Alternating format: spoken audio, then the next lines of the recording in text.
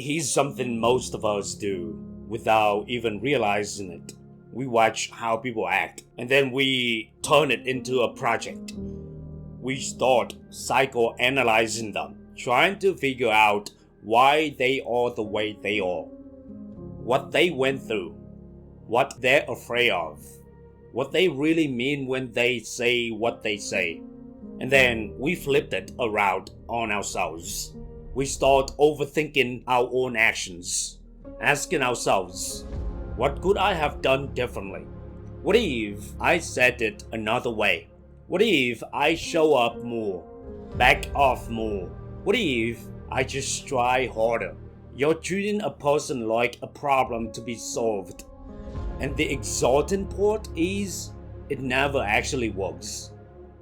Because here's the truth. You cannot logic your way into someone choosing you. You cannot be consistent enough, thoughtful enough, patient enough to make someone become who you need them to be. That's not how people work. People are who they are. And most of the time, their behavior has almost nothing to do with you. Let me tell you what your actual job is.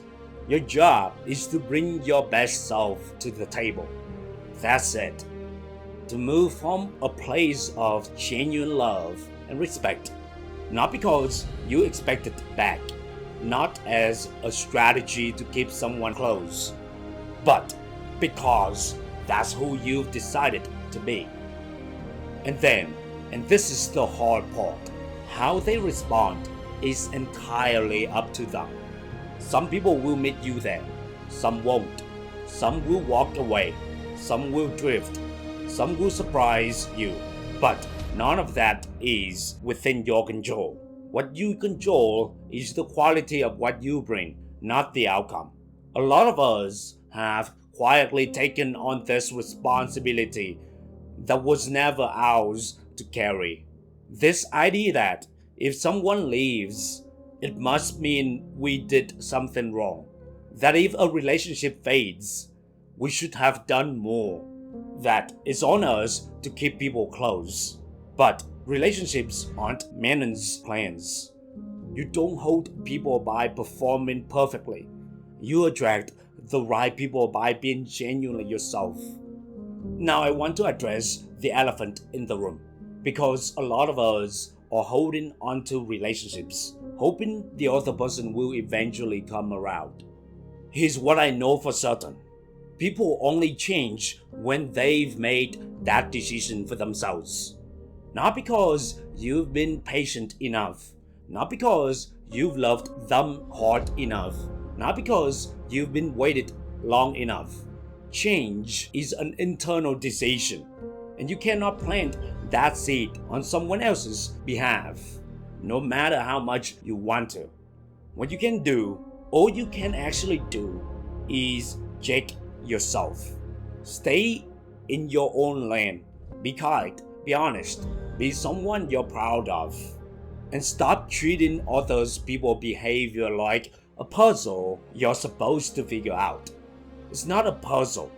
It's just who they are right now. Maybe they'll grow. Maybe they won't. That's not your chapter to write. So here's how I want you to move into whatever comes next. Let people be who they are, fully, without judgment, without a secret agenda to fix them, or change them, or understand them so well that you can finally manage them. And then, once you've actually seen them clearly, decide whether that works for you. Not whether you can work around it. Not whether you can love them enough to make it okay. Whether it actually works for you. That's a question only you can answer. And you're allowed to answer honestly. The people meant to be in your life won't require you to lose yourself in the process. The connections worth keeping don't need that kind of maintenance. Bring your best, let people be, and trust what happens next. That's the episode. If this one hit home, shit, we're all carrying something we're never supposed to carry.